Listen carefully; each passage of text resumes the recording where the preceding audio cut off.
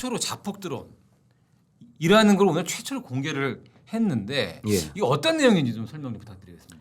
이게 그 자폭 드론이 그거지 않습니까? 이제 어떤 상대의 무기 체계에 직접 부딪혀 가지고 터져서 이제 상대의 무기 체계를 없애는 거. 이번에 보면 우리 군의 전차 모형에다가 이렇게 수직으로 떨어져 가지고 이 우리 전차 모형을 파괴하는 영상을 사진을 처음 공개를 한 거죠, 북한이. 네. 24일 날 아마 그런 행사가 그런 것 있었던 것 같습니다. 같고 오늘 공개가 됐는데 자, 이 지금 북한이 자폭 드론이라는 개념도 좀 생소하긴 하지만 예. 북한의 드론이라고 한다면 저희의 기억 속에 강렬히 남아 있는 게 있어요. 아마 10년 전쯤이죠. 2014년도에 2014년입니다. 예. 북한의 드론이라는 걸 처음 띄워 보내가지고 봤더니 그 하늘색 모양의 파란 모양의 아주 조악한 드론이 벌써 10년 전 북한의 드론이었는데 벌써 자폭 드론으로 전차를 파괴할 수 있는 수준까지 북한의 드론 기술이 발달을 했습니까? 그렇죠. 이게 2014년에 처음 나온 모형 보면 이게 물론 우리가 적발한 게 아닙니다. 떨어진 걸 보고 난 다음에 이 북한이 보냈구나라는 걸 알고 꽤 긴장을 했었는데요. 그때 넘어온 걸 보면 그냥 일제 카메라가 붙어 있는 수준이었습니다. 그래 이걸 보고 나면 야 이걸 가지고 무슨 공격이 아니라 이게 무슨 정찰 활동이라도 하겠냐. 진짜 조악하다. 북한의 수준이 이거밖에 안 된다. 막 이렇게 무시를 했거든요. 예. 근데 2017년에도 보내고 2022년 12월에 보낸 거는 이게 용산 대통령실 근처까지 날아와서 한번 큰 문제가 됐었습니다. 그렇습니다. 근데 이제는 정찰이 아니라 아예 공격형 무인기를 만들었다는 게 그리고 그거를 공개했다는 게 이게 기술의 진보 속도가 생각보다 굉장히 빠르다고 생각이 됩니다. 아, 근데 이번에 공개된 사진과 이제 자료들을 보니까 예. 이 자폭 드론의 성격도 있지만 사실 우리 그 전차는 예. 어떻게 보면 옆이랑 이런 옆은 아주 강력한 그 어떤 방어 그 체계를 갖고 있지만 이 뚜껑 부분이 상대적으로 뭐 사람도 들락날락하고 상대적으로 취약한 것 같은데 예. 정확하게 뚜껑 부분으로 드론이 자폭에서 떨어지는 이런 장면이 있더라고요. 예, 그렇습니다. 보통 그 전차나 탱크는 이렇게 주변에 있는 앞부분, 옆부분에는 장갑을 굉장히 두껍게 하고 있습니다. 그리고 자동으로 이렇게 적의 공격이나 이런 데 대응하는 장비들도 잘 돼 있습니다. 근데 가장 약한 게 역시 방금 말씀하신 대로 사람이 타고 내리고 하는 윗부분에는 상대적으로 약해요. 근데 그걸 공격하려고 그러면 보통은 한 200억 대는 공격 헬기로 이렇게 공격을 하거나 그렇죠. 이렇게 했거든요. 그런데 이번에 그 드론이라는 자폭 드론이라는 거는 대당 가격이 비싸도 한 1억 정도일 겁니다. 보통은 뭐 공격 무기라는 그 드론이라는 게 뭐 수백만 원 그냥 조악하게 폭탄을 달아서 보내는 것도 있고요. 근데 이 드론이 탱크 잡는데 굉장히 효과가 있다라는 게 이번 우크라이나 전쟁에서 증명이 됐습니다. 이 러시아가 굉장히 강한 기갑 부대를 가지고 있는데 이게 굉장히 조악하게 생긴 우크라이나 군에 드론에 줄줄이 당했습니다. 그래서 이렇게 관련 영상을 보면 이 우크라이나 병사들이 앞을 안 봐요. 하늘만 보고 있습니다. 그러니까 하늘에서 갑자기 잡히지도 않는 자폭 드론이 떨어져 가지고 탱크나 자기 위머리 위로 공격을 하기 때문에 러시아 병사들이 예. 그렇기 때문에 이 드론이 탱크를 잡는 아니면 전차를 잡는 새로운 무기 체계로 확실히 떠오른 거죠.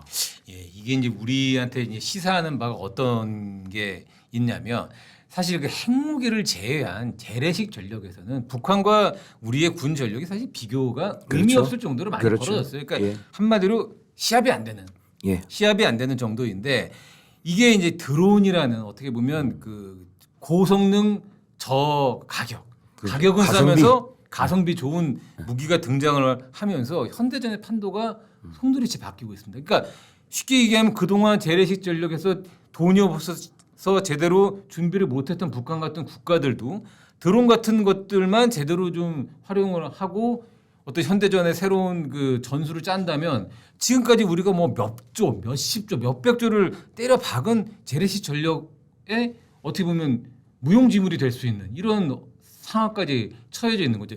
이 점을 북한이 제대로 알고 있는 것 같아요. 게다가 이번에 공개된 그 자폭 드론 같은 경우에는 러시아 기술이 활용된 것 같다라는 이야기도 나오고 있어요.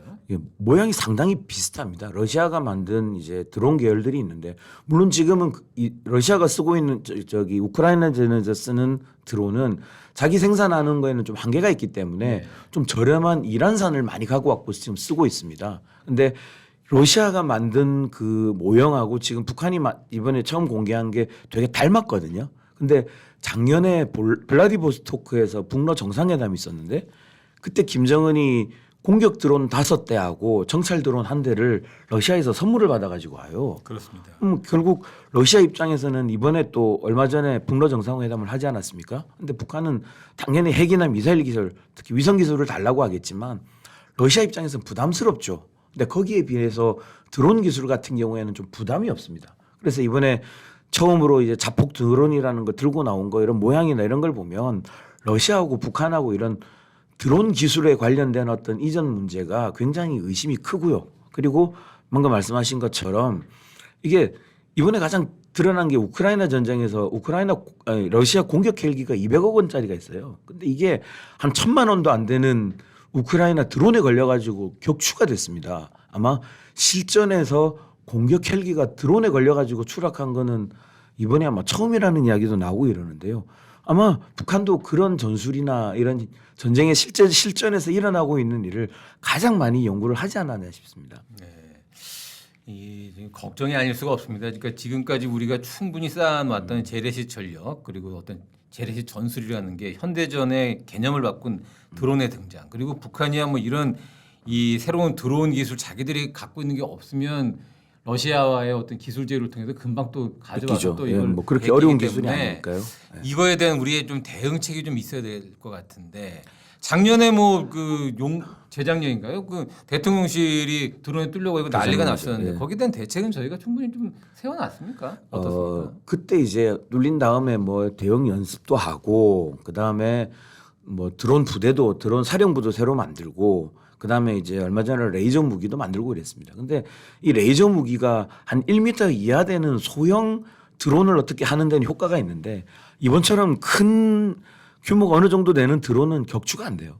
그리고 격추가 안 되고 이런 대형 드론은 사실상 보면은 순항 미사일하고 가깝습니다. 순항 미사일하고 가까운 기술인데 굉장히 저렴하기 때문에 이거를 똑같이 레이더로 잡는다고 그래도 그거를 그만큼의 이제 순항 미사일을 막는 것처럼 막을 수 있느냐 이건 또 의문입니다. 근데 문제가 북한이 지금 만들고 있는 드론은 굉장히 저렴한데 그거를 막기 위해서는 또 막대한 비용을 쓰는 거 이것도 효율적인지도 한번 생각해 볼 필요는 레이저로 있습니다. 쏜다 뭐 한다 이게 뭐 하는데 각종 뭐 그러니까 정말 싸구려 무기를 갖고 접근을 하는데 우리는 그 대응 사실 뭐 대응하는 입장에서야 사실 어렵잖아요. 그러니까 싸구려 무기를 갖고 와도 대응할 때 비싼 무기로 대응을 그렇죠. 해야 되는 이런 애로사항이 있는 건데. 그래서 두 가지 뭐 이야기들이 나오는데요. 하나는 북이 드론은 드론으로 막는다.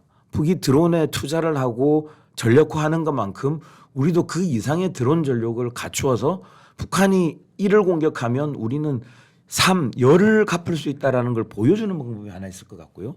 이번에 우크라이나 전쟁에서 보면 이게 소형 드론 같은 경우에는 이게 잘 안 잡혀요. 라이다로. 그러니까 국민들한테 일반 사람들한테 일반인들한테 드론이 오면 이걸 신고하는 앱을 만들었어요.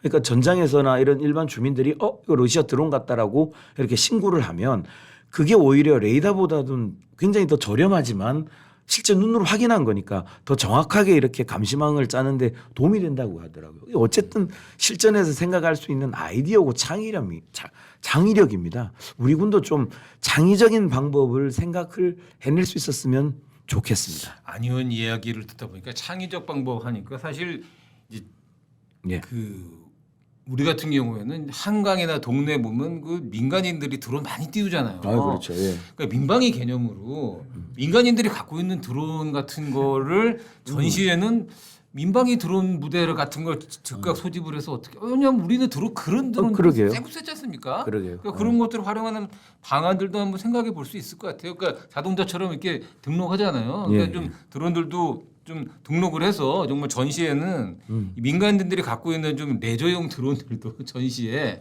활용할 수 있는 방안 같은 것도 한번 검토해 볼 수 있지 않을까 좀 이런 생각이 좀 드네요. 예. 근데 이거 드론 문제고 오늘 그 이제 북한에서 릴리스한 자료를 보니까 김정은이 뭐 한여름이긴 하지만 흰 옷에 흰 빵모자까지 쓰고 나왔던데 아니 젊은 사람이 약간 올드한 스타일의 이런 옷들은 뭐 더워서인 거 외에 뭐 다른 이유는 있나요? 그 다른 명품 옷 그렇게 잘 입히면서 본인은 이렇게 맨날 인민복만 입고 다녀요. 아마 그 인민복이라는 것도 재질도 만져보면 아마 이탈리아에서 수입된 그런 최고급 재단일 거라고 생각합니다. 그리고 이게 흰색 옷이 유니폼이라는 게 군복 비슷하게 생긴 인민복이 옛날에 김일성이 자주 입었어요. 그러니까 군복이 된 하얀색 옷은 김일성이 6.25 전쟁 중에도 많이 보이고 뭔가 승전을 기념하거나 뭐 이런 승리를 기념할 때 보면 그런 흰색 군복이라든지 흰색을 많이 입고 나오더라고요.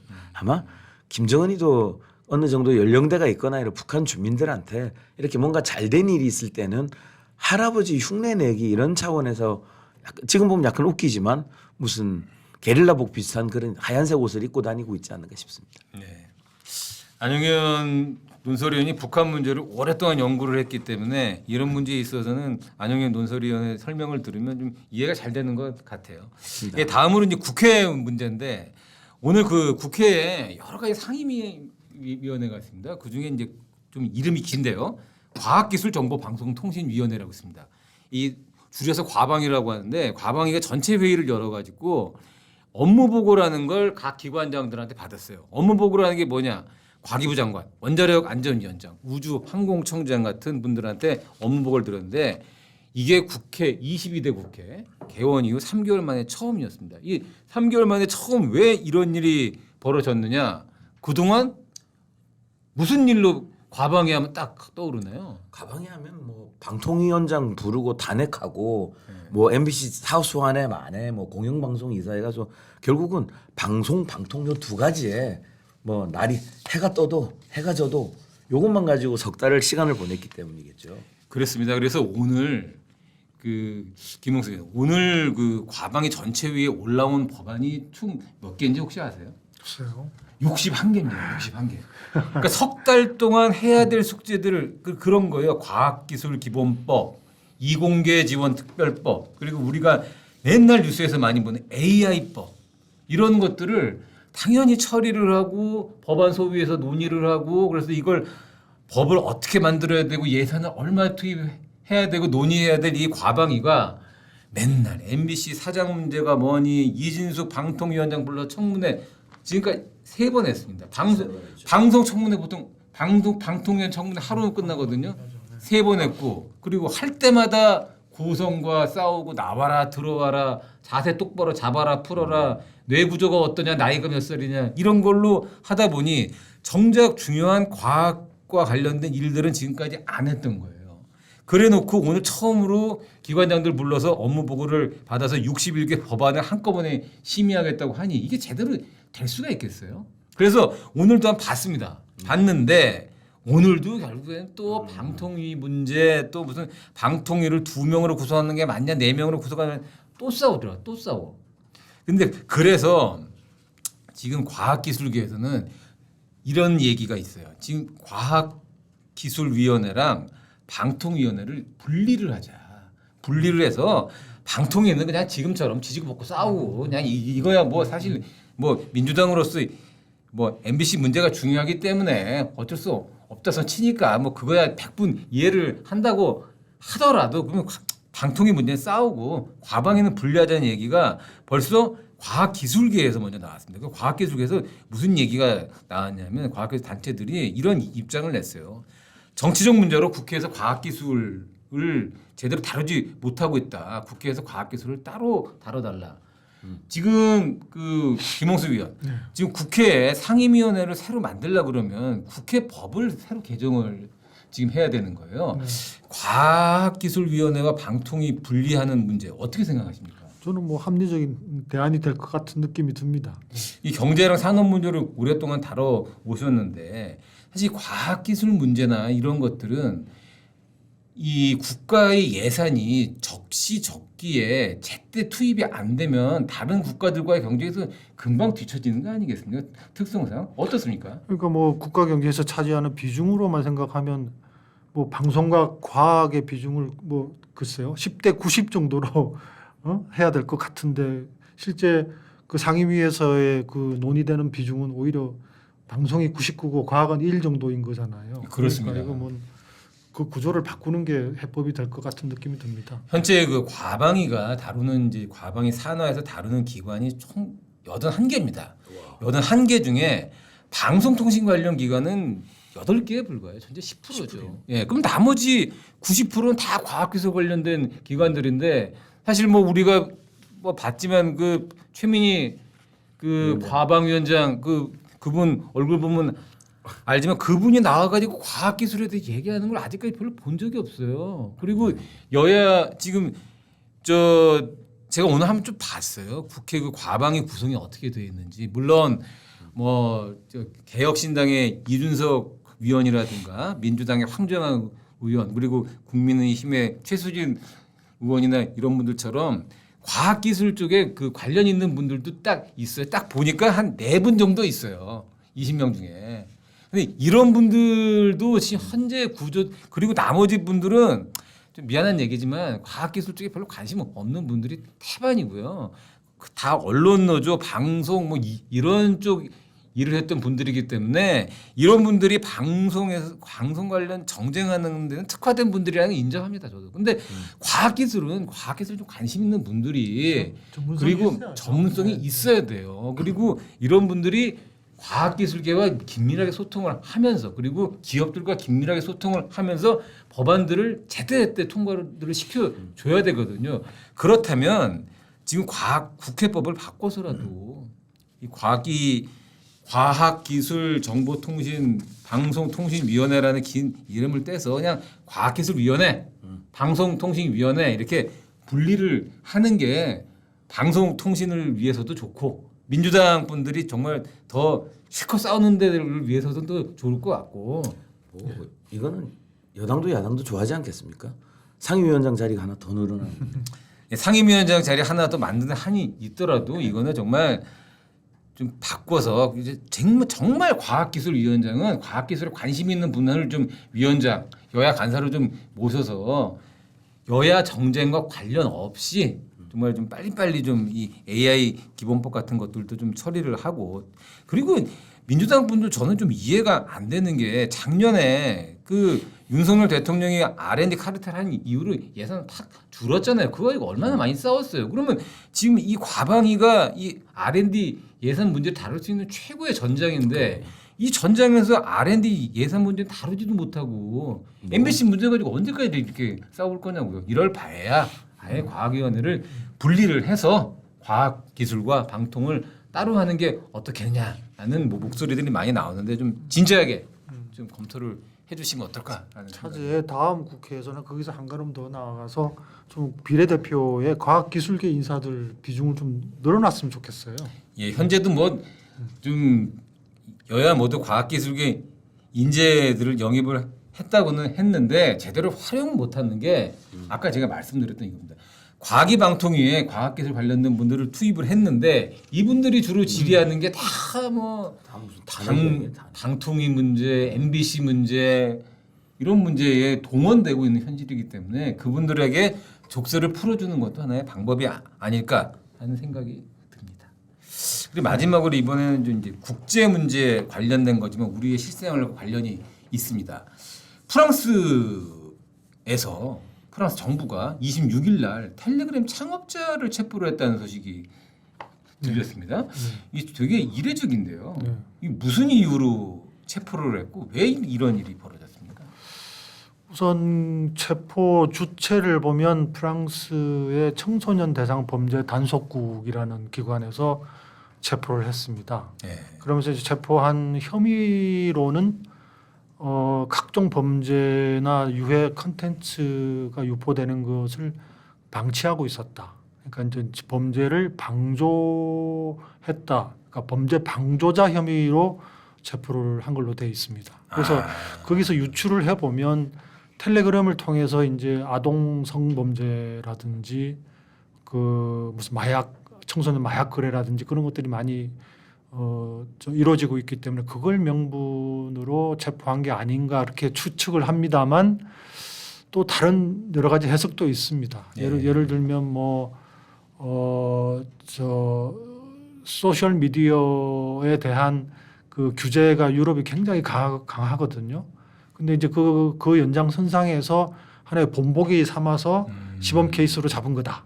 이런 해석도 있습니다. 근데 이 텔레그램이라는 이 어떻게 보면 메신저 프로그램인데 사실 뭐 저희들이야 뭐 이제 네이버에 라인 야후가 아니죠. 라인도 있고요. 일본에서는 라인 야후지만 라인도 있고 뭐 우리들이 많이 쓰고 있는 카카오톡도 있고 사실 뭐 메신저 많이 쓰는데 사실 텔레그램이라는 걸 제가 처음 몇 년 전에 접했던 거는 이 정치인들이 텔레그램으로 말을 쑥쑥 걸어와서 텔레그램 혹시 하느냐 그래서 왜요 그랬더니 이게 보안 문제가 아주 뛰어나다고 그래서 아니 뭐 보안도 그렇게 중요하냐 그냥 근데 이 텔레그램이 지금 사실 암호화된 비밀 채팅 기능 때문에 보안성이 뛰어나서 그 속도로 이용자가 늘어난 거죠. 맞습니다. 그래서 그거의 특장점이 있기 때문에 해킹이 어렵다는 특장점이 네. 있기 때문에 이제 그 프라이버시나 비밀을 중시하는 그 정치인이나 하여튼 그런 특정 계층에서 많이 이제 쓰면서 그게 많이 확산이 됐죠. 그래서 지금 그렇기 때문에 오히려 이게 각종 범죄에 활용이 되고 있다는 그렇죠. 그런 면이 동들의 양면같이 있는 거죠. 처음에 초기에만 해도 이제 텔레그램이 뭐 그 여러 독재 국가에서 민주화 투쟁을 하는 그런 세력들이 은밀하게 소통하는 수단으로 많이 활용됐기 때문에 마치 이제 세계 민주주의를 이제 이식하는 그런 어떤 소통 채널로서 진보적인 기능을 인정받고 그래서 각광도 받고 그랬었습니다. 근데 한편 요즘은 그게 정반대로 이제 은밀한 유통, 그 범죄 세계에서 은밀한 어떤 소통 채널로서의 기능을 더 각광받아가지고 그 프랑스 당국에서 이제 체포하는 명분처럼 활용했듯이 이제 범죄 집단들이 이제 거래나 은밀한 거래에 많이 활용하고 있는 그런 실정입니다. 예, 그러니까 이 텔레그램을 포함해서 사실 소셜 미디어라는 게 이 동전의 양면처럼 두 가지 측면이 있는 것 같아요. 하나는 자유로운 정보의 유통, 그리고 어떤 뭐 국가를 포함 빅브라더의 감시망을 벗어나서 민주주의적 어떤 그 소통의 장으로서 이 소셜 미디어의 기능이 있지만 아까 김홍섭 위원이 말씀하신 것처럼 이 가짜 뉴스를 포함한 각종 유해한 콘텐츠들이 마음대로 돌아다니고 그래서 국가나 어떤 규제 기관들의 어떤 감시망을 피하고 그러다 보니 마약 밀매부터 포함해서 미성년자 성착취물 같은 것들이 그냥 마음대로 돌아다닐 수 있는 이 두 가지 측면이 다 있단 말이에요. 그런데 이제 아까 이번 프랑스의 경우도 있지만 특히 EU 국가들 같은 경우에 소셜 미디어의 어떤 이런 규제에 있어서 미국이랑 달리 상당히 많이 좀 규제의 강도를 높이고 있는 것 같아요. 왜 그런 겁니까? 어떤 문화적 차이 때문인가요? 문화적 차이, 역사적 차이가 작용하고 있는 것 같습니다. 유럽은 뭐 아시다시피 인권의 선진국이 모여 있는 곳이잖아요. 그러다 보니까 이제 그 어떤 그 소셜 미디어에 의한 인권 침해라든지 명예훼손이라든지 이런 이슈에 대해서 미국보다 훨씬 더 민감하게 반응을 하는 것 같습니다. 근데 그게 한 축이 있고 또 하나는 약간 산업적인 측면의 배경이 있다고도 볼 수 있는데 그 이른바 소셜 미디어 산업의 절대 강자는 미국입니다. 그러니까 소셜 미디어 대표 기업인 뭐 구글이니 페이스북이니 유튜브니 이런 게 다 미국 기업이지 않습니까? 돈은 다 미국이 그러니까 벌어가고 이제 있죠, 사실. 그런 미국 기업들이 다 이제 유럽의 소셜 미디어 시장을 장악을 하고 이제 돈을 벌어가고 있으니 좀 배가 아픈 측면도 있을 겁니다. 그러니까 뭐 그런 저런 면들이 다 작용해서 그 미국 중심의 소셜 미디어 산업에 대해서 이제 규제 장치를 강화하려고 하는 그런 기제가 있었던 거죠. 그래서 실제로 법제화해서 굉장히 타이트하게 이제 규제를 해왔습니다. 유럽에서는. 예컨대 작년부터 그 유럽에서는 그 구글이니 유튜브니 이런 데서 이제 뭐 그 유해 컨텐츠 같은 걸로 인권 침해를 한다거나 뭐 명예훼손을 한다거나 하는 경우에 굉장히 매출액의 6%까지 벌금을 매기기도 하고 아주 심한 경우에는 그냥 유럽 시장에서 축출할 수 있는 권리까지 부여한 법을 지금 시행하고 있습니다. 그리고 이제 독일 같은 경우에는 그런 그 유해 컨텐츠 같은 거 신고가 들어왔을 경우에 이제 심사를 해서 이게 유해하다라고 판정이 되면 24시간 이내에 그걸 무조건 삭제하도록 의무화한 법까지 실행을 하고 있습니다. 그렇죠. 사실 그런 거 있어서 제일 잘하는 나라는 중국 아니에요? 사실 그런 건 중국이 제일 잘하는데. 아예 그런 걸 못 쓰게 하기 때문에 근데 아예 그냥 그런 거 다 못 쓰게 하고 자기네들 것만 쓰게 네, 하는. 자기들 사실 그것만 그러는 거는 안 되는 거고 민주주의 국가에서 그럴 수는 없는 노릇인데.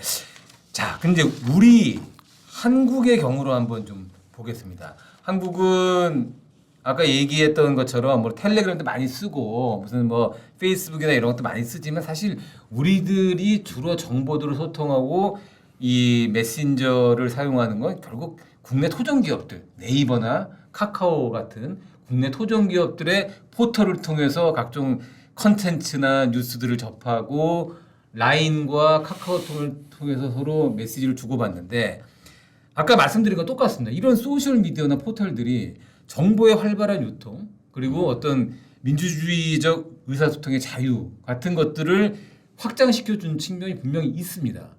있지만 반대로 가짜 뉴스를 포함해서 각종 범죄들 그리고 특히 정치적으로 우리나라는 댓글 문화가 너무 발달을 해가지고 정치적으로도 한번 뭐 무슨 괴담 이런 거 하면 다 포털과 소셜 미디어를 통해서 막 그냥 금방 퍼지고 근데 문제는 뭐냐면 소셜 미디어 업체들이 이런 기능을 통해서 돈을 많이 벌어요. 그렇죠. 돈을 많이 벌기 때문에 이런 것들에 대한 규제를 잘 안 하려고 하고 책임도 안 지려고 합니다. 그렇죠. 자, 돈은 벌고 책임은 안 지려고 하는 행태에 대해서는 좀 문제가 있는 거 아닌가요? 문제가 상당히 많죠. 그러니까는 말씀하신 것처럼 소셜 미디어라는 게 이제 양면이 있지 않습니까? 그 뭐 똑같은 물을 먹어도 소가 먹으면 우유가 되고 뭐 뱀이 먹으면 독이 된다는 것처럼 양면이 있는 건데 지금의 소셜 미디어는 긍정적인 기능 사회자님 말씀하신 것처럼 그런 기능이 있는 한편 이제 부정적인 영향을 미치는 경우도 굉장히 심해지고 있어서 어떻게든 어떤 규제 장치가 마련돼야 된다는 공감대는 있습니다. 근데 이제 그 지금 현재는 사각지대에 놓여 있고 소셜 미디어 기업이나 포털들이 그런 사각지대에서 사각지대라는 점을 활용해서 마음껏 이제 돈벌이 수단으로 악용을 하고 있는 셈이죠. 예. 그러니까 근데 이제 우리나라에서도 이런 문제점을 인지하고 정치권을 중심으로 해서 이제 규제 장치나 규제 법안을 만들자는 논의는 오래 전부터 있었습니다. 근데 이제 사회자님 말씀하신 것처럼 그게 이제 표현의 자유를 제약하는 요소가 있다는 측면에서 이제 반대 의견이 대두가 돼서 이 제동이 걸린 측면도 있고 또 하나는 정치권에서 이것도 역시 정파적인 어떤 이해관계 득실 계산 때문에 여야가 옥신각신하면서 합의를 못하는 바람에 이 법제화가 지연되고 제자리 걸음을 한 측면도 분명히 있습니다. 이것도 과방위 담당 아니에요? 그렇습니다. 아 그렇겠군요. 그러니까 그런 것 같습니다. 사실 이 소셜 미디어 규제 문제는 양날의 칼이 다 있어요. 그러니까 왜냐하면 규제를 하게 되면 사용자들도 불편하고 이 업체들도 불편할 수가 있습니다. 그런데 이번에 그 텔레그램의 경우처럼 아까 그 프랑스 정부에서 텔레그램 창업자를 그 체포한 이유가 이제 아마 미성년자나 어떤 이런 미성년자 성추악 침해나 이런 거와 관련된 거를 그냥 방치했다라는 것인데 우리 포털이나 소셜 미디어들도 사실 지금 무수한 범죄 행위들이 그 안에서 벌어지고 있는데 자 그런 거죠. 그러니까 어떤 운동장을 열어서 이 운동장에 입장료를 받고 돈을 벌고 있다면 이 운동장에서 범죄 행위 벌어지고 있는 거에 대해서 자체적인 규제를 해야 되는 건 운동장을 제공한 사람들의 기본적인 의무입니다. 여기서 돈만 벌려고 하고 이런 불법 행위를 눈 감고 있는다면 그때부터 뭐 경찰이 개입하는 수밖에 없는 거죠. 그래서 이번 텔레그램 창업자의 그 체포 문제를 보면서 앞으로 우리나라 그 포털과 소셜 미디어의 어떤 규제와 어떤 정부의 개입이 어디까지 있어야 되는가에 대해서 좀 면밀한 검토가 좀 필요한 것 같고 아까 안용현 위원이 말씀하신 것처럼 이 또한 이제 법제화를 하려면 국회 과방위에서 해야 되는데 여기가 가면 또 포털이 야당권에 여당권에 누구한테 유리하네 이렇게 싸우니까 그냥 이거 분리해서 과학기술 문제는 과학기술 문제로만 좀 다뤄주기를 좀 바랍니다. 그게 국민의힘이나 민주당 모두에게 도움이 되고 국가적으로 도움이 되는 일이 아닐까 싶습니다. 이 딥페이크란 말이 좀 어렵고 좀 낯선데요. 이게 무슨 성범죄를 뜻하는 건가요? 그러니까 AI로 합성한 사진입니다. 쉽게 말하면, 그러니까 지금 어원을 따져 들어가면 그 AI를 통한 심층학습이라는 딥러닝, 그 다음에 가짜라는 페이크 이걸 합성한다는데요. AI를 통해서 얼굴을 바꿔서 사진을 합성하는 거죠. 그거를 근데 다만 이제 이런 나체 사진 이런 것들하고 그걸 합성을 해서 그런 영상물들을 만드는 그런 일종의 범죄에 가까운 일입니다. 예. 근데 이런 일들이 이제 최근에 대학가에서 이런 또 여학생들 자신들이 알고 있는 이게 일반적인 딥페이크 성범죄의 가장 큰 문제는 뭐냐면요. 그러니까 우리가 뭐 연예인 얼굴을 무슨 그렇죠. 문화 사진과 합성하거나 이런 건 뭐 한 몇십 년 된 뭐 이런 일들이 있는데 이 딥러닝 AI가 발달이 되면서 우리 주변에 흔히 알고 있는 주변 사람들의 사진과 이 사진을 합성을 해서 아는 사람들끼리 돌려보는 이런 것들이 큰 문제가 지금 되고 있는데 최근에 대학가에서 이런 일들이 있었던 게 최근에 일이었는데 오늘 뉴스를 보니까 이런 것들이 그 학교 중고교생 미성년자들이 포함이 되는 이런 일들로 확산이 되고 있다면서요. 그렇습니다. 이 그동안에 논란이 됐던 게 이제 서울대, 그다음에 네. 인하대 이런 대학교에서 이런 그 딥페이크 영상이 나오면서 크게 사회적으로 논란이 됐었는데 그때만 해도 이렇게 뭐 크게 막 그 학부모들이 반응하거나 이러진 않았는데 25일 날 올라온 그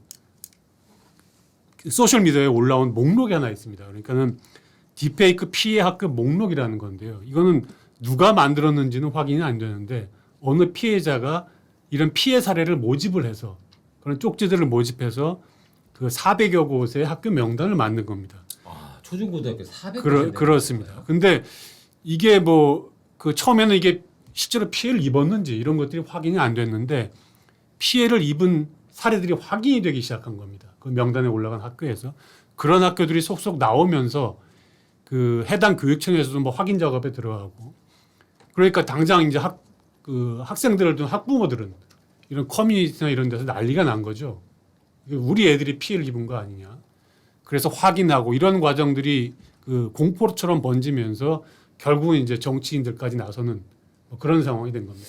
그런데 이제 이 소위 딥페이크 성범죄의 가해자들, 이제 피해자가 있으면 가해자가 있을 텐데 이 가해자들의 그 보니까 약 한 70%, 그러니까 피해자 작년 올 7월까지 딥페이크 성범죄 그 경찰이 입건된 피해자들을 조사를 봤더니 10대가 한 73% 정도가 10대들이더라고요. 그렇습니다. 이렇게 10대들이 이 딥페이크 성범죄의 가해자, 피해자로 이 높은 비중을 차지하는 이유가 뭔가요?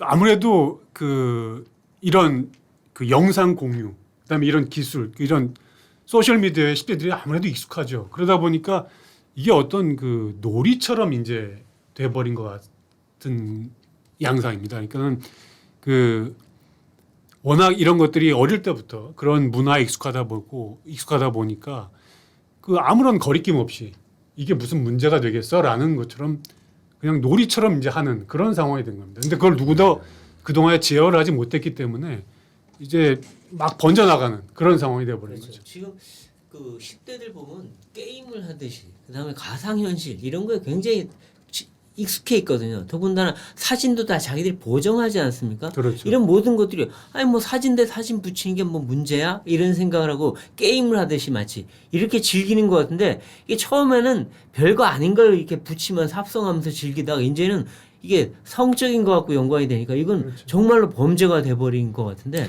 이거를 아마 범죄의식 자체가 없이 시작한 거 아닌가 싶기도 그렇죠. 합니다. 거기다가 또 이제 이런 합성 영상을 만드는 애플리케이션까지 나와 버리니까 너무나 쉽게 그런 영상을 만들 수 있는 거죠.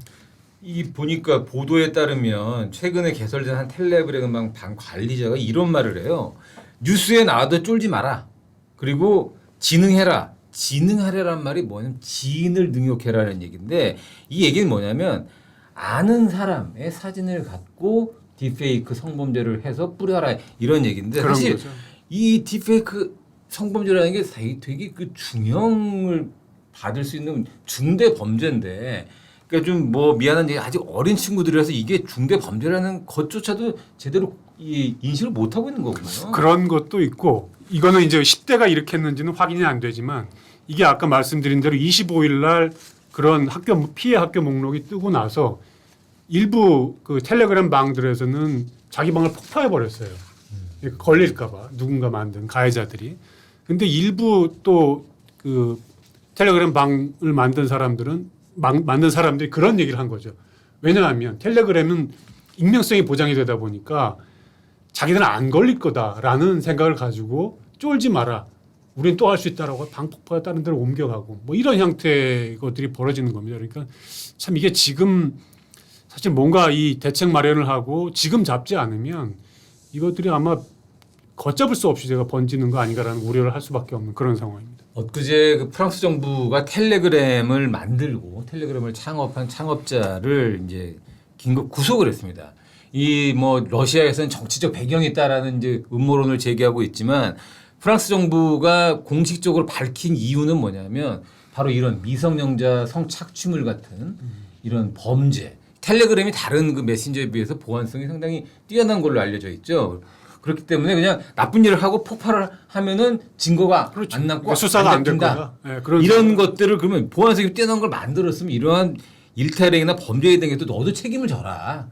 이런 책임을 안 질 거면 이런 거를 네가 만들어 돈 버는 행위 자체도 문제가 있는 거다라는 그런 취지에서 이제 구속을 한 건데 이런 텔레그램을 이용한 성착취물 그리고 10대들이 중점적으로 이 범죄를 하고 있다는 거. 그리고 무엇보다 중요한 것은 이 무슨 졸업 앨범 그리고 우리들은 아무 생각 없이 올리는 어떤 인스타그램이나 페이스북에 올리는 사진들 이미 다 공개된 자료들이에요. 그렇죠. 이런 사실상 어떻게 것들을 보면 이용해서 무방비로 노출되어 있는 거죠. 그러면 자 첫 번째 이 방법 그 성범죄 근절을 위한 방법은 일단 뭐 10대건 누구건 간에 이 가해자들에 대한 처벌을 더 강화하는 방법이 하나 있겠고요. 그리고 잘 잡아야죠. 이런 사람들. 잡아야죠. 두 번째는 피해를 받지 않도록 어떤 이제 SNS 이런 데에 함부로 사진을 올리고 뭐 자기 애 사진, 가족들 사진 올리는 것도 좀 조심해야 되는 거 아닌가요? 그렇죠. 맞습니다. 이게 아니 사실 뭐 그거 올리는 게 뭐가 또 문제겠습니까? 사실은 그게 당연한 건데 어떻게 보면 근데 이런 것들이 범죄에 이용될 수 있다고 생각하니까 요즘은 그래서 일부 여성들은 내 푸사진, 푸사라고 그러죠? 프로필 사진 올리는 것도 이제 겁이 난다. 이것도 어떻게 해야 되겠느냐. 다 그걸 없애야 되느냐. 이런 문의를 많이 하는데요.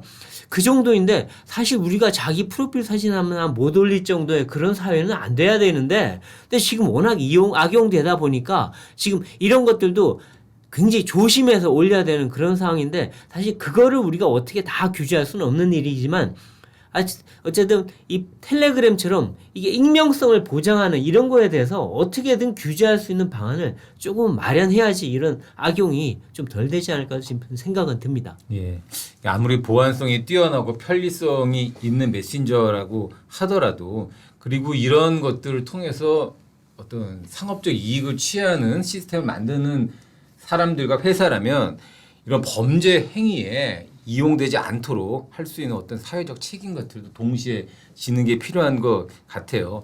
그리고 학교 당국의 교육도 상당히 중요할 것 같습니다. 지금 단계에서 보면 워낙 지금 어린 10대들이 여기에 지금 그 가담을 하고 있기 때문에 조금 이게 범죄다라는 인식을 좀 확고하게 심어줄 필요가 있을 것 같아요. 지금은 이제 아까도 얘기가 나왔습니다만 그냥 놀이처럼 그냥 일상에서 즐기는 뭐 유희처럼 이렇게 생각을 하다 보니까 지금 뭐 이런 상태가 되면 뭐 너무나 걷잡을 수 없기 때문에 학교 당국에서 무엇보다도 좀 강하게 이 부분에 대해서는 그 교육을 할 필요가 있을 것 같습니다. 이게 비근한 이해인지는 모르겠지만 사실 그 학폭이라는 문제도 예전에는 뭐 저희 20, 30년 중고등학교 다닐 때야 학폭은 그냥 당연한 거고 몇 대 맞는 건 그냥 뭐 학교에서의 추억이고 막 그냥 안 좋은 기억이라고 했지만 학폭에 대해서 엄하게 처벌을 하고 뭐 여러분들 다 보셔서 아시겠지만 학폭 문제 때문에 장관 될 사람도 장관 못 되고 막 그러잖아요.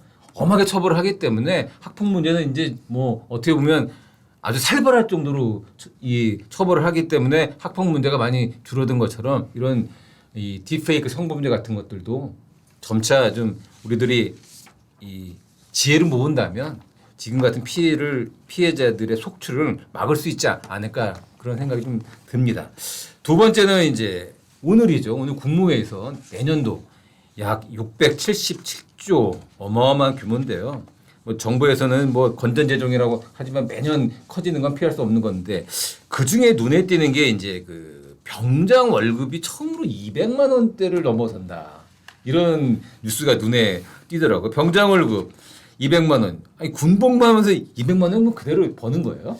그러니까 뭐 저희처럼 9세대들은 제가 군 복무할 때만 해도 병장 월급 10,000원도 안 됐습니다. 9,000원대였는데 그때 비교한다면 뭐 어마어마한 돈이죠. 하지만 그때랑 지금이랑 세월도 많이 지났고 또 국민 소득도 올라가고 했으니 200만 원대 받을 수도 있다고 생각은 하지만 근데 어쨌든 지금 최저임금하고 비교해 보면 낮은 적은 액수가 아니에요. 그러다 보니까 야, 이 200만 원이 과연 그 병사들한테 줄 만큼 우리가 어떤 그 예산이 되는 거냐 문제가 하나 있고요. 두 번째는 실제 부사관들이나 초급 장교들도 그 정도 수준밖에 못 받는데 병사들이 이렇게 많이 받으면 그분들은 상대적 박탈감이 얼마나 클까 이런 두 가지 문제가 한꺼번에 제기되는 겁니다. 예, 그 지금 그 병장 월급을 지금 보니까 125만 원에서 내년에 150만 원으로 대폭 올리고 여기에 그 제대할 때 자산 형성 지원금이라고 또 55만 원을 또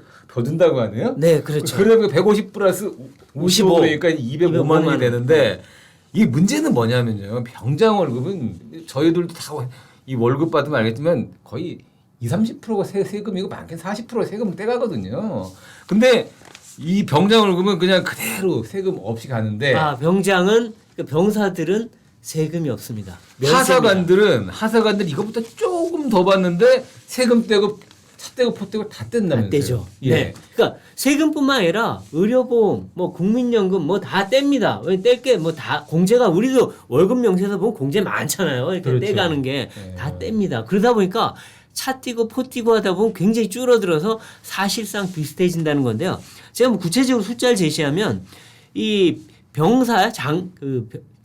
병장의 월급은 지금 150인데 이 올해의 부사관 하사의 1호봉 월급은 이 기본급이 187만 원입니다. 거의 비슷하네요. 네. 근데 거기에 이제 물론 여기 수당이 붙죠. 수당이 한 50여만 원이 붙습니다. 그래서 이것저것 하면은 한 250만 원 정도 된다라고 합니다. 각종 수당이 붙어서. 근데 거기 또 공제를 하니까 공제를 다 제하고 나니 한 200만 원대 초반. 그래서 205만 원에서 한 210만 원 정도 된다는 얘기가 나오니까 그러면 내년에 205만 원 받으면 똑같은 거 아니냐. 이러다가 조금 받는 사람 오히려 역전되는 거 아니냐. 그래서 지금 오늘 국회에서 그 공개된 일부 자료를 보면 지난 7월 달에 하사의 월급 하나가 나왔는데 실수령액이 203만 원이었어요. 그러니까 내년 205만 원 비교하면 이거 역전 아니냐. 이런 얘기가 나오는 거죠. 약간 과장된 얘기인 줄 알았더니 뭐 그렇게 과장된 얘기도 아주 아니네요. 과장된 건 아니지만 근데 여기에는 또 다른 것들이 좀 붙긴 붙습니다. 뭐 우리가 생각하지 못하는 또 장기 복무 지원금 이런 것도 있고 또 다른 또 무슨 수당들이 공통되지 않은 수당들이 있긴 하지만 어쨌든 그런 거고 물론 이거는 올해고 내년하고 비교하기 쉽지 않죠. 그러니까 내년에 그럼 하사관이 또 한 20만 원이 월급이 올라갑니다. 수당하고 합쳐서. 그러면 그렇게 따지면은 일단은 역전 현상은 없어요. 없지만 지금 하사관들이 볼 때는 당장 볼 때 이러다 역전되는 거 아니냐 하는 불만이 생길 수밖에 없는 거죠. 예, 그러니까 뭐 병장 월급도 오르고 하사 월급도 오르고 하면 다 좋은데 사실 의무 복무를 하는 병장과 네. 직업으로서의 군인으로서의 맞아요. 하사관의 월급이 비슷한 수준으로 온다는 거는 근본적으로 직업군인제 자체를 흔드는 게 맞습니다. 될 테고 그래서 실제적으로 지금 이 뭐 하사관들 그리고 초급 장교들이 대거 지금 제대를 하는 일들이 벌어지고 있는 거 아닌가요? 그렇죠. 지금 보면은 이 초급 장교나 부사관들이 하는 일이 굉장히 많아요. 일단 뭐 병사들이야 자기 할 일만 딱 하면은 끝나지만 이 부사관, 초급 장교들은 자기 할 일뿐만 아니라 병사들 하나 일일이 챙겨야죠. 또 문제가 생기면 해결을 해야죠. 밤잠도 잘 못 자고 또 비상이 걸리기도 하고. 그러니까 실제 받는 혜택은 쥐꼬리인데 해야 될 책임과 의무는 어마어마하게 많은 모든 게 자기 책임을 져야 되는 그런 일이거든요. 그리고 부대 지휘, 작전 지휘도 해야 되고 이러다 보니까 내가 이렇게 고생해서 이 박봉 받으려고 이러느냐. 그리고 그 월급뿐만이 아니라 지금 주거 환경도 굉장히 안 좋거든요. 자기 방도 없는 부사관들은 뭐 천지고요. 장교도 자기 방이 없는 경우가 많습니다. 더군다나 이 교육 여건, 가족이 있으면은 가족이 살 여건, 자녀를 교육할 여건도 굉장히 안 좋거든요. 그러다 보니까 이거 왜 내가 해야 되느냐, 정말 열정페이 하느냐 이런 얘기가 나오고요. 그러다가 이제 사병들이 더 월급을 많이 받는다고 얘기하다 보니까 병사들이 부사관님 오늘은 제가 쏠게요. 이런 얘기도 있다고 합니다. 뭐 월급도 얼마 못 받으시는 분이 얼마나 자괴감이 들겠습니까? 이러다 보니까 이 군을 떠나는 분들이 지금 부사관 초급 장교들이 연간 10,000명에 달한다고요. 10,000명 일개 사단입니다. 일개 사단이 없어지는 거예요 매년. 근데 저는 그 걱정스러운 게 뭐 무엇보다도 걱정스러운 거는 사실 전쟁이 일어나지 않겠지만 만에 하나 일어났을 때 사실은 그 군의 전투 능력의 상당 부분을 지금 하사관들이 사실 어떤 주축인데 장교와 하사관들이 하는 그렇죠. 거죠. 지금 뭐 더군다나 지금 병장과 군 일반 병들 같은 경우는 그 짧아졌잖아요. 복무 기간도 짧아지지 네, 않았습니까? 전문성도 떨어지고 하는데 사실 군의 뭔가 이 위급 시에 군을 이끌고 그 전투 능력을 가질 수 있는 핵심 자산이 어떻게 보면 이 하사관 장교들인데 네, 그렇죠. 그 사람들이 군을 떠나고 그 사기가 저렇게 떨어질 때 과연 이 우리 군대의 전투 능력이 유지될 수 있겠는가 저는 상당히 심각한 맞습니다. 의문이 듭니다. 이게 왜냐하면 지금 우리 군이 워낙 지금 짧아진 데다가 또뭐 유치원이란 말이 나올 정도로 뭐 관심 사병도 많고 또 이게 실제 전투력도 떨어지고 의욕도 떨어지고 있다고 해요. 이게 자기 직업이 아니다 보니까 그러니까 실제 군을 이끌어가는 거는 초급 장교들이 지휘를 하고 그렇죠. 그다음에 그 병사들을 관리하고 다독거리고 살림을 해주는 사람이 또 부사관들이거든요. 근데 이분들이 흔들리다 보니까 군 전체가 흔들리는 거죠. 그래서 지금 실제로 이지스함 움직이는 건 부사관들이고요. 그다음에 그 F-35 움직이는 사람들 다 장교들이에요. 그러니까 첨단 무기와 모든 지휘권은 다 이쪽 초급 간부들이 하는데 이분들이 흔들리면은 군 전체가 흔들리는 거죠. 그래서 병사가 아무리 100명, 1000명이 있어도 정말 중요한 부사관과 초급 장교 몇 명이 군을 이끌어가는 거거든요. 근데 이 핵심 인력이 5년 안에 다 빠져나가고 있다고 하니 이 문제가 아주 크다고 할 수밖에 없습니다. 그 통계 중에 상당히 좀 어떻게 보면 재밌기도 하지만 충격적인 통계도 있어요. 이 여러분들 ROTC 아시죠? 학군 장교라고. 2015년에 그 4.8대 1이었습니다. 왜냐하면 ROTC를 하게 되면 일단 장교가 되고 장교로서 군복무를 하게 되고 결정적으로 취업을 할 때 ROTC 출신들을 좀 무대를 해주는 했죠. 이런 게 좀 있었어요. 근데 이 지금 전국에 108곳에서 그 대학에서 학군단을 운영을 하고 있는데 작년에 81곳이 정원을 못 채웠어요. 미달이었습니다. 쉽게 얘기하면. 그리고 우리나라 학군단의 1호죠. 서울대 같은 경우에 충격적입니다. 지원자가 5명이었습니다. 네. 예. 하도 안 오니까요. 장학금을 몇 배로 올렸어요. 그런데도 안 와요. 왜냐하면 복무 기간이 너무 길어요. 그러니까 일반 사병은 18개월인데 28개월. 그러니까 학사 장교 이런 경우는 30개월이 넘거든요. 이러다 보니까 왜 내가 거기서 그렇게 오래 근무하면서 돈도 못 받고 뭐하러 이러느냐. 나도 병으로 가겠다 해서 이미 사관학교에 들어가거나 ROTC 들어갔던 사람들이 자퇴하고 그냥 병사로 가는 거예요.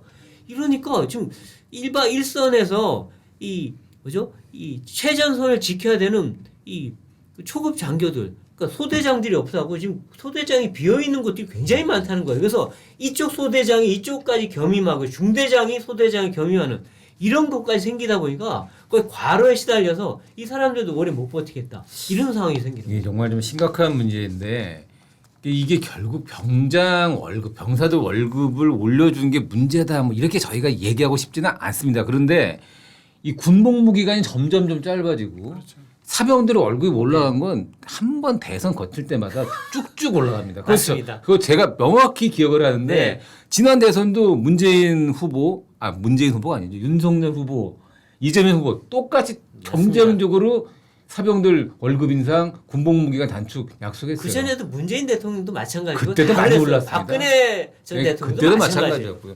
앞으로 몇 년 뒤에 대선 하잖아요. 더 올라갈 겁니다. 이러다가 6개월로 줄어드는 거 아닌가 모르겠어요. 근데 지금 이게 약간 포퓰리즘이에요, 사실은. 왜냐? 군 부사관과 장교는 몇 명 안 되잖아요. 뭐 10만 명 정도인데 장병들은 40만 명 아닙니까? 그 표가 얼마나 중요하겠어요. 그러니까 병사들의 표를 의식해서 인기 영합적인 정책을 펴다 보니까 그쪽에 그들이 좋아하는 복무기간 단축시키고 월급 높여주는 대신에 이쪽 나머지 정말 핵심인 장교와 부사관들은 돈이 없으니까 못 올려주는 거예요. 또 일반 공무원하고 연계돼 있다 보니까 별도로도 못 올려주고. 그러니까 이쪽은 연간 3%밖에 안 올라가는데 여기 지금 사병들은 연간 25%씩 올라갑니다. 이러니까 순식간에 역전이 되는 거예요. 이게 그래서 아무리 포퓰리즘 표도 좋지만 그 국가 안보의 큰 대계를 볼 때는 이 병사들 인기 영합적인 정책보다는 이 국가 100년 안보 대계를 생각해서 정말 부사관과 초급 장교들 처우 개선하는 게 가장 시급한 현안이 되고 뭐 있습니다. 올려줄 수 있습니다. 올려줄 수 있는데. 돈이 없는데. 그러니까 근데 사병들 그 월급도 올려줄 수 있는데 네. 그 정도의 문제인 그렇죠. 것 같아요. 정도의 맞아요. 문제지. 저걸 저렇게 그 올려버리면 뭐 어떡합니까 저거. 그러니까요. 저렇게 해서 뭐 아무런 저희 어떻게 보면 좋은 거보다 또 안 좋은 영향들이 더 많을 텐데 그러니까요. 저희 사실은 답답하네요. 군부대 복무할 때 한 6개월에서 8개월 만에 이제 뭐 2병에서 1병, 1병에서 상병 승진하잖아요. 그때 월급 1,000원씩 올랐어요. 그런 얘기하면 꼰대 소리 들어. 아니 그러니까요. 근데 지금 뭐 1년에 50만 원씩 오르면 좀 너무 심하지 않나 하는 생각도 들어요. 어느 기업이 50만 원씩 24%씩 올리겠습니까? 논소리원들께서 라떼는 말이야. 죄송합니다. 지금 이 얘기를 많이 좀 하셨지만 제가 평소에 라떼는 잘 안 마시는데 말만 하면 라떼가 나오네요. 이 분명히 그건 있습니다. 다음 대선에 나올 대선 후보들은 이 군 복무 기간 문제와 이 사병들 월급 문제 이런 것들에 대해서 서로 좀 약속을 해서 그러니까요. 예, 좀 서로 간에 이런 부분에 있어서 공약 경쟁은 좀 지양을 하고 그리고 상대적으로 지금 좀 열악한 환경에서 근무를 하고 있는 부사관들과 초급 장교들의 좀 복지나 이런 것들에 좀 더 신경을 쓰자라고 이게 신사협정을 맺으면 어떨까라는 게 저희들 맺을까요? 제가 본 정치권은 신사협정이라는 게 없더라고요. 근데 유일한 방법은 부사관과 초급 장교의 숫자가 병사보다 많아지는 경우가 그렇죠. 되면 그렇게 될 텐데 그게 가능하겠습니까? 모병제 되기 전에 힘들겠죠. 그렇죠. 네. 그러니까 이 표를 중심으로 움직이는 정치인들에게는 참 쓸데없는 얘기긴 하지만 결국 그 방법 외에는 방법이 없을 텐데 국민이 깨어 있어야죠. 예, 그럴수록 국가 재정은 더욱더 축연할 텐데 정말 걱정입니다. 네.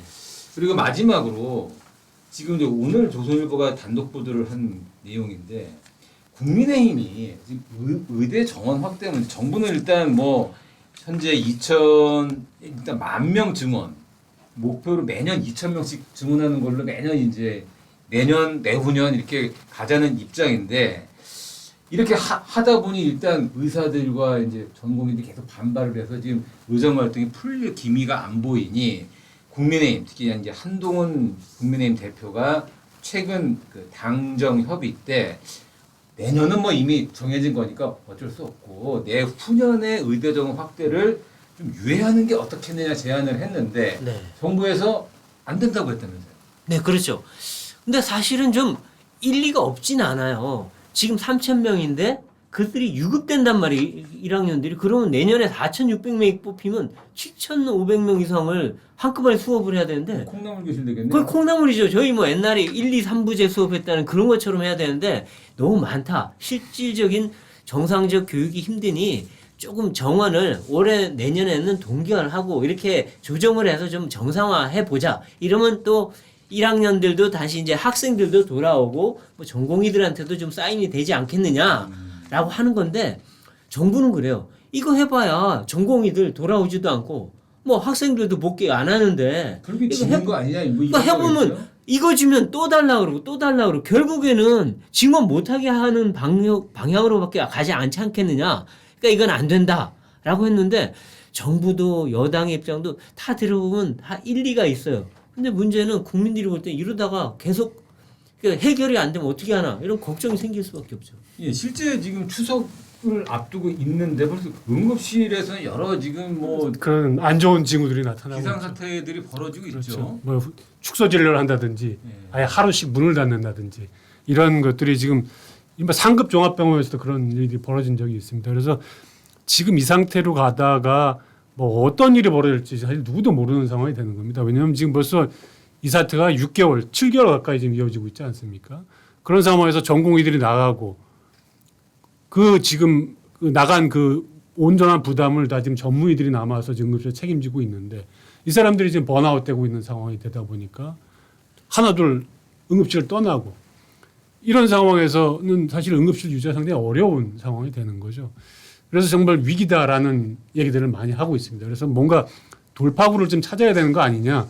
그래서 지금 뭐그 한동훈 대표가 얘기한 것도 뭔가 그런 돌파구를 찾기 위해서 사실은 그걸 얘기를 한 것 같아요.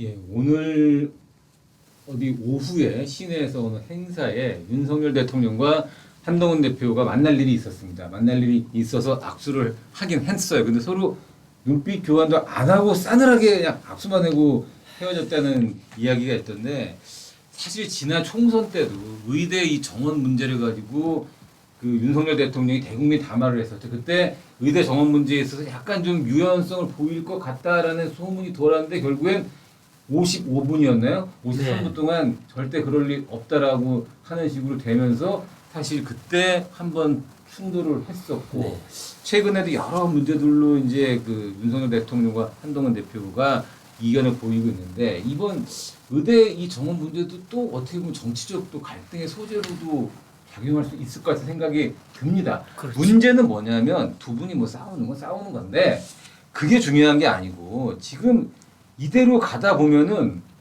정말 큰 사건이 큰 사고가 터질 수도 있는 상황이고 양쪽 다 그냥 서로 쳐다보고 달리는 그래서 기차거든요. 그렇죠. 이 정부와 여당은 국정을 책임진 사람들 아니겠습니까? 그러면 이 정부와 여당이 다른 목소리 내면 국민들은 혼란에 빠지고요. 그리고 협상도 안 됩니다.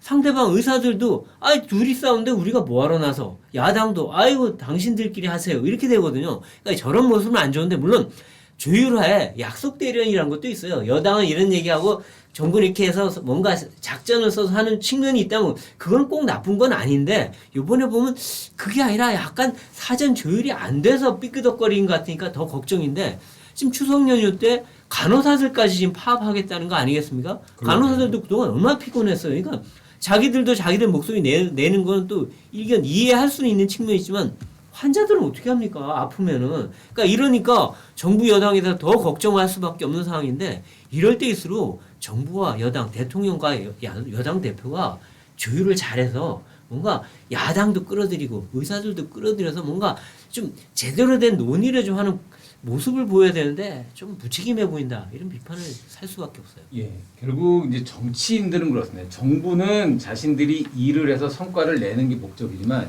정치인들은 결국 사회적 갈등을 최소한으로 만들어서 최소한으로 줄여서 결국 그 이익 집단들 그리고 그 사람들에게 표를 받는 게 정당의 목적이거든요. 그렇기 때문에 정당은 좀 더 국민들 목소리에 귀를 기울일 수밖에 없는 입장입니다. 지금 정당이 좀 더 적극적으로 나서고 정부가 한 발 물러나고 물론 의료계도 지금처럼 될 테면 대발 한번 뭐 추석 때 한번 무슨 일 벌어지는지 한번 지켜보자 이런 자세로 있지 말고 서로가 조금씩 양보를 해서 빨리 대화의 장으로 만나서 그 다음에 1,000명이 됐건 2,000명이 됐건 3,000명이 됐건 유해가 됐건 그건 그 다음에 얘기를 해보는 게 순서가 아닐까 싶습니다. 일단 대화에 툴을 좀 만들었으면 좋겠어요. 그러니까 정부, 여당, 야당 대표자와 의사의 대표자가 와서 뭘 만나는 그 자리가 있어야 되는데 그거 자체가 없으니까 아예 논의 자체가 진전이 안 돼요. 의사 대표가 누군지도 모르겠습니다. 그 의료계 자체에서도 사실 그 부분이 논의가 안 되고 있는 거죠. 네. 그것도 답답한 현실입니다. 예, 서로 성난 얼굴로 돌아보지 말고 빨리 대화의 테이블을 만들어서 올 추석에는 조금 더 국민들이 마음 놓고 좀 추석을 보낼 수 있도록 정부, 정당, 의료계 모두 힘을 써주시기 바랍니다.